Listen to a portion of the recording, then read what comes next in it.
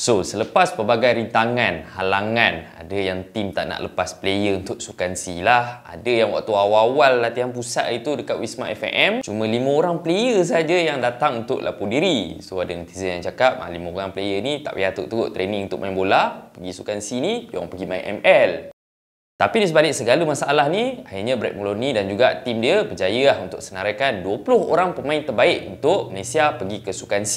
So, mungkin ada antara korang yang tak tahu lagi, sebenarnya kita diundi bersama-sama dengan pasukan Laos, Thailand, Kemboja serta jiran kita iaitu pasukan Singapura. Dan Malaysia dah pun memulakan tirai untuk Sukan C kali ni dengan menentang juara 16 kali iaitu pasukan Thailand. So, untuk video kali ni, jom kita tengok macam mana satu match yang sepatutnya Malaysia tewas dengan pelbagai advantage yang ada dekat pihak lawan. Tetapi skuad Brett Moloney akhirnya berjaya keluar daripada padang tu sebagai pemenang.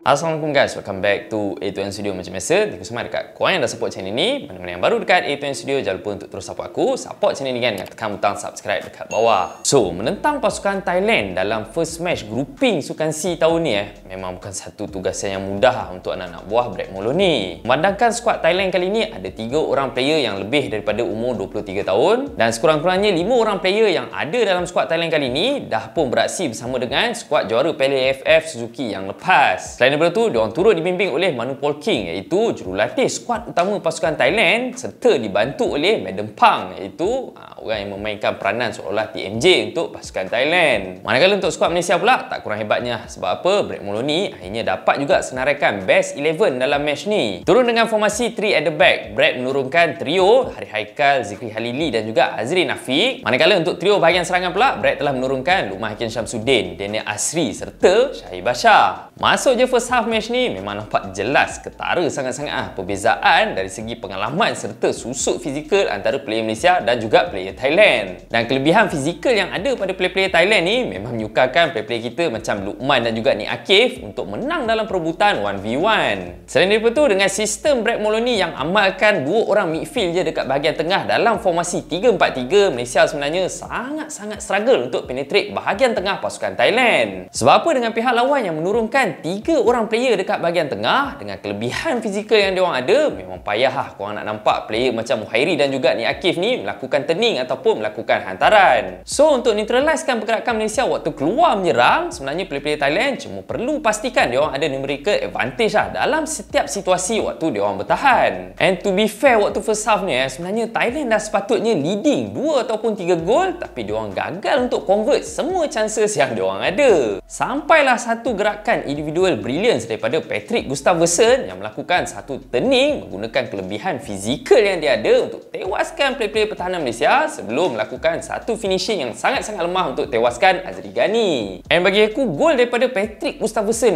memang pure number 9 punya turn lah, menggunakan tipu helah badan dan juga gerakan fizikal dia untuk tewaskan 2 orang pertahanan tengah Malaysia iaitu Zikri Halili dan juga Harry Haikal.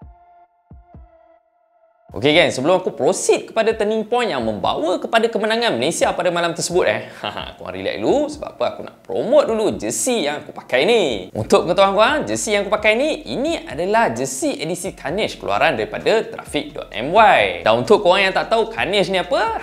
Carnage ni adalah satu watak dalam Marvel Venom yang mana tak habis-habis duk cari pasal, duk cari hal dalam filem tersebut. Dan untuk kualiti kain serta design jersey Carnage daripada Traffic.my ni aku boleh bagi rating 9.5/10. Sebab apa? First, kain dia sangat-sangat sedap, sangat-sangat nipis, selesa lah nak pakai dengan cuaca yang ada dekat negara kita. Selain daripada tu, ada 2 perkara lah yang sangat-sangat menarik bagi aku dari segi printing yang ada pada jersey ni. First kali, jersey ni ada nombor siri. Traffic.my cuma keluarkan 200 helai saja baju ni. Tak silap aku, tinggal 100 lebih je yang available sekarang ni. Seterusnya, dekat bahagian bawah belakang jersey ni ada tulisan ayat Carnage dekat situ. What's mine is yours, what's yours is mine. Macam duit kau, duit bini kau, duit bini kau, duit bini kau. Dan khas untuk viewers serta subscriber A2N Studio, kalau kata korang purchase jersey ni dengan Traffic.my, korang akan automatically dapat RM20 discount. Dapat free name set serta nombor, free face mask, free stiker, free postage. Apa lagi korang nak? Senang cerita, diorang memang nak payung jersey ni kau-kau untuk korang semua. So, link untuk pembelian, discount serta IG Traffic.my aku dah share dekat bahagian description. Make sure korang semua macam biasa check it out. Alright gang, kita sambung balik. Macam mana sebenarnya Malaysia boleh bangkit dan menang ke atas Thailand dalam perlawanan tersebut? Sebab apa, kalau kita tengok waktu first half, lepas Thailand dapat first goal diorang, memang sama peluang untuk kita bangkit waktu second half. Tapi apa yang berlaku pada minit ke-43 mengubah segala cerita dalam perlawanan ni apabila Jonathan Kimdi selaku last man untuk pasukan Thailand menjatuhkan Shahir Bashar sebelum dia dilayangkan kad merah oleh referee. Yang mana mungkin kalau kata dia lepas Shahir tu, Shahir boleh menjaringkan gol penyamaan untuk pasukan Malaysia. So, ini adalah turning point yang pertama yang paling penting dalam perlawanan tersebut. And the moment skuad Malaysia masuk ke padang waktu second half, aku sejujurnya masih lagi ragu-ragu. Boleh ke sebenarnya kita untuk cari sekurang-kurangnya gol penyamaan dalam perlawanan tersebut? Sebab apa, kalau kata kita masih lagi cuba untuk penetrate dekat bahagian tengah macam mana apa yang kita buat waktu first half, pasukan Thailand of course akan compact sangat-sangat dekat bahagian tengah, cuba untuk mempertahankan satu gol yang diorang dapat. Tapi mungkin Brett Moloney dan juga barisan kedua-latihan Malaysia dah notis awal lah isu kita susah sangat-sangat nak tembuk dekat bahagian tengah ni. Itu yang kita nampak start je second half, player-player Malaysia banyak cuba untuk masuk dekat bahagian kiri dan juga kanan pasukan Thailand. Dan hasilnya kita boleh nampak apabila Muhairi berjaya untuk meloloskan diri sebelum melakukan satu crossing mencari Daniel Asri yang melakukan simple tap in untuk cari gol semangat buat pasukan Malaysia.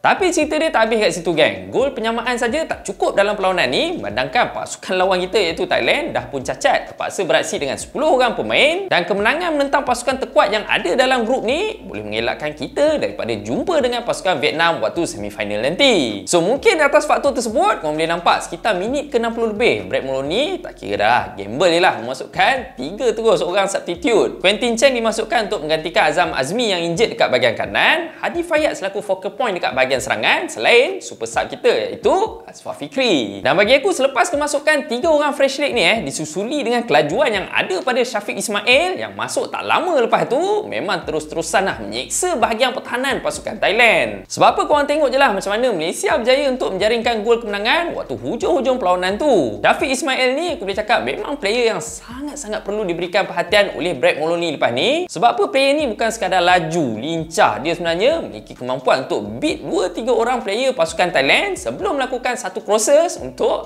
menghasilkan peluang buat Asfar Fikri.